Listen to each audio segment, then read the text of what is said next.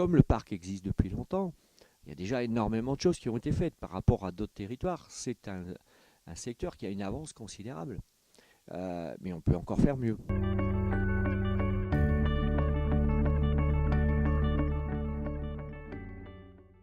Nous avons été reconnus au niveau mondial par l'UNESCO et ce qui avant était un potentiel, une perspective, est devenu une réalité. Et moi j'ai senti un changement de posture, les maires, les agglos et donc le parc se posant cette question, mais qu'est-ce que je dois faire maintenant pour être à la hauteur de ce classement? Il faut renforcer l'appropriation par les habitants. C'est-à-dire que confusément, les gens savent qu'on est classé patrimoine mondial, mais qu'est-ce que ça recouvre exactement? Est-ce que c'est de la nostalgie? Qu'est-ce que ça veut dire paysage culturel évolutif? Quels sont les sites réellement classés?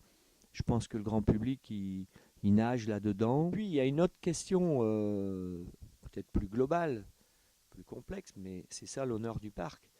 C'est d'essayer de montrer les bénéfices globaux qu'il y a pour le territoire à avoir obtenu cette reconnaissance. C'est-à-dire, par exemple, arriver à montrer d'ici 3 ans que l'attention qu'on a portée aux cités minières a fait diminuer la délinquance parce que les gens respectent mieux l'espace urbain, parce qu'il est classé, parce qu'il est beau, parce qu'on s'en occupe, et que ça a des effets sur les incivilités. C'est finalement sortir la logique patrimoine mondial d'une logique culture et presque nostalgique d'une époque révolue, mais de montrer que ça revitalise la période d'aujourd'hui, ça revitalise l'urbanisme, l'économie, les dynamiques associatives. Et ça, c'est très compliqué, c'est impossible de le faire à l'échelle d'une ville, et les équipes du parc, elles savent faire ça. C'est vraiment leur métier. Le parc a toujours été pionnier.